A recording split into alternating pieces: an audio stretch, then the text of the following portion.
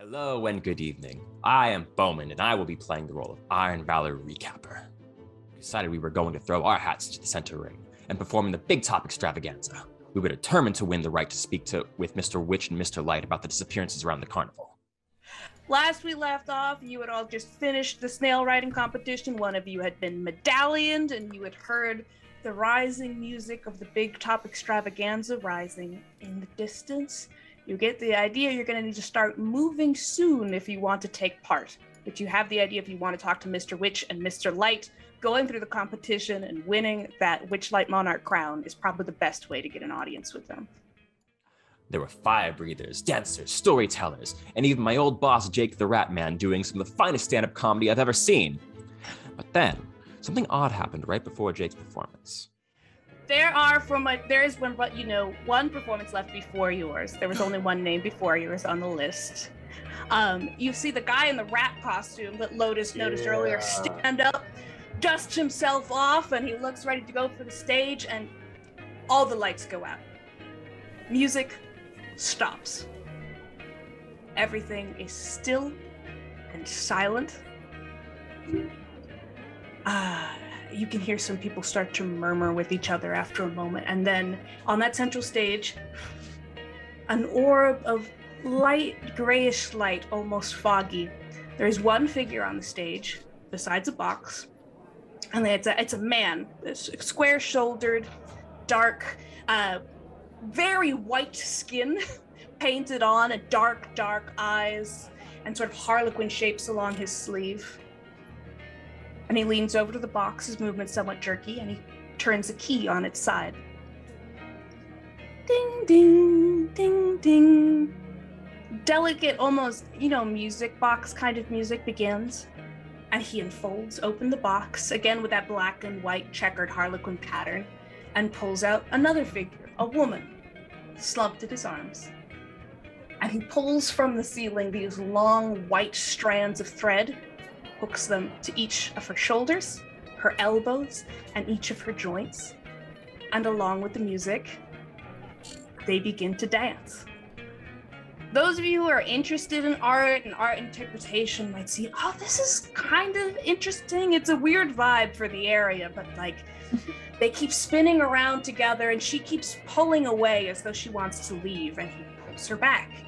She keeps trying to break free of the dance, and he pulls her into it. She's a dancer. What she does is dance, and all she can do is dance. It's not long. It's not terribly bombastic.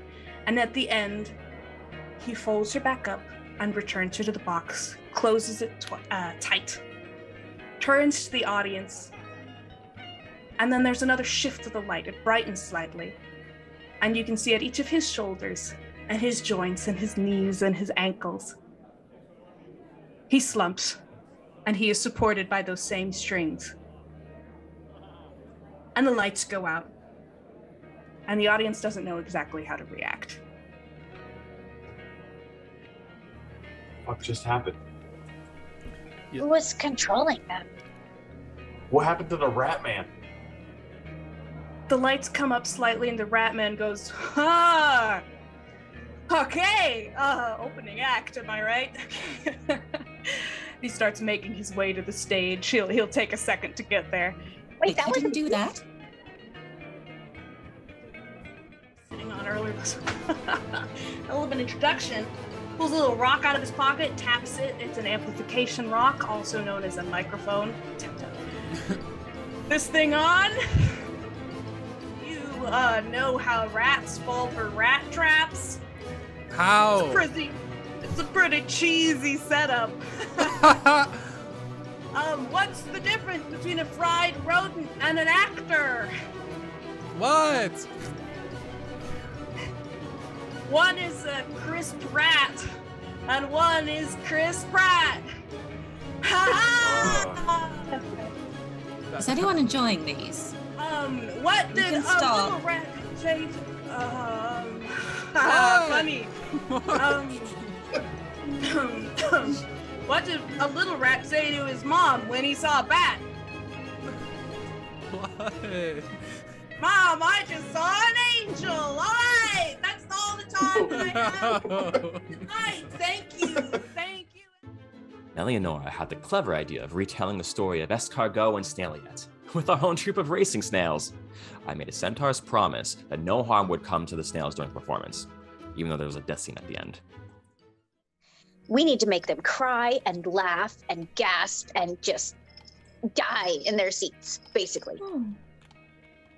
Oh, I know something like that. Let's see.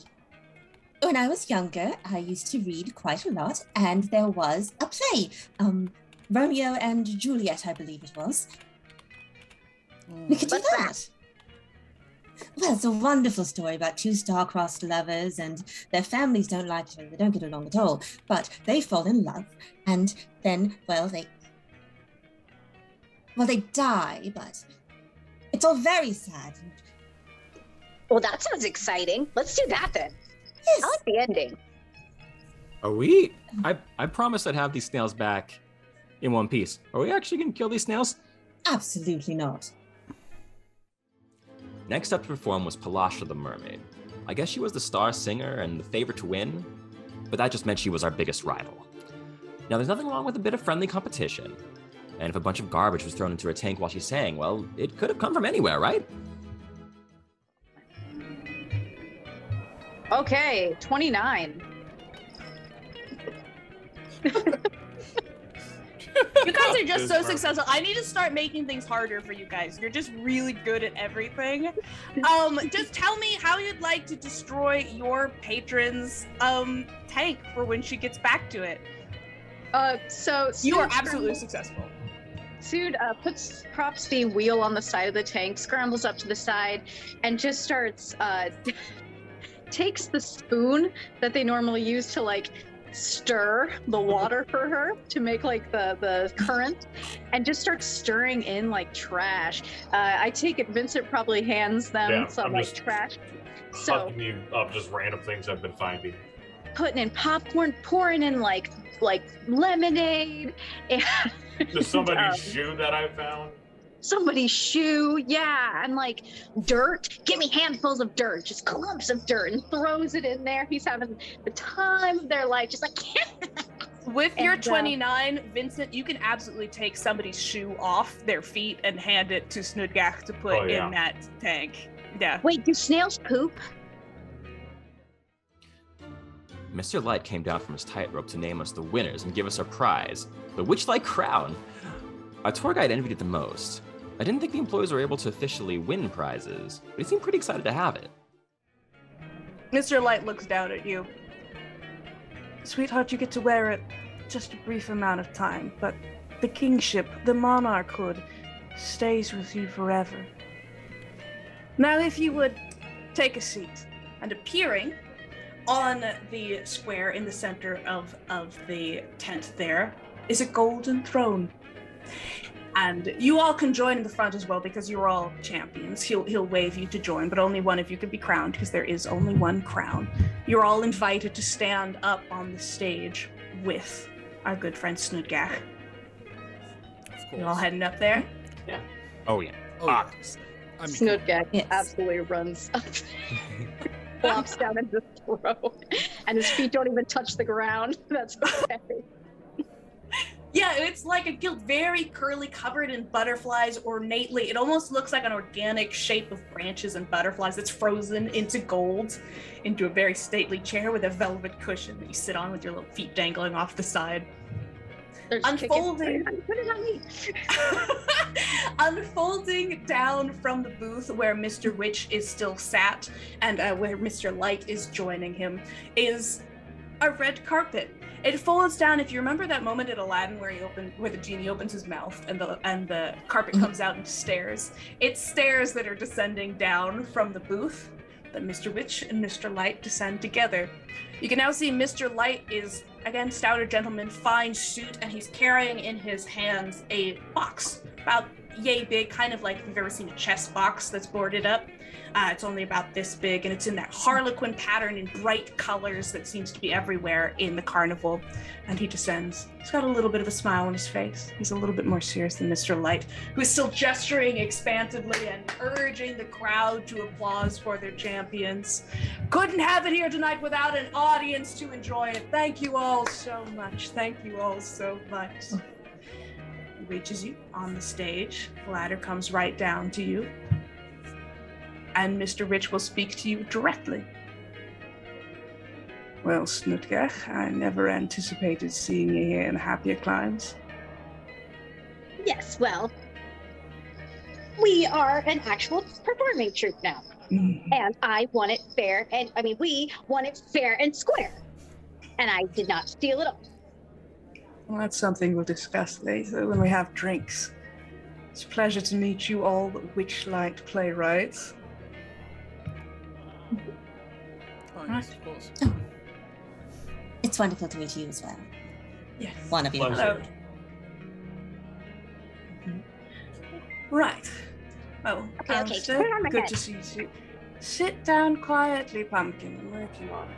And he will open the box. Inside, I've got to stop referencing movies. I was going to say it's like in Pulp Fiction where there's a light coming out of it. But the crown is this glistening golden circlet that's made out of butterflies spinning around each other. They're frozen in gold.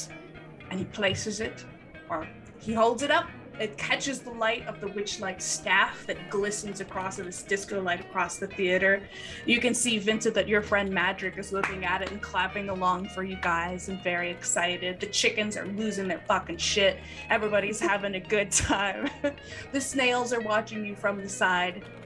And Studgach, you will be crowned the Witchlight Monarch. But with the competition out of the way, it was time for our real prize, a chat with the owners to find out about the mysterious disappearances. Join the Witchlight Playwrights next Wednesday at 8:30 p.m. Central Standard Time to take part in our next adventure.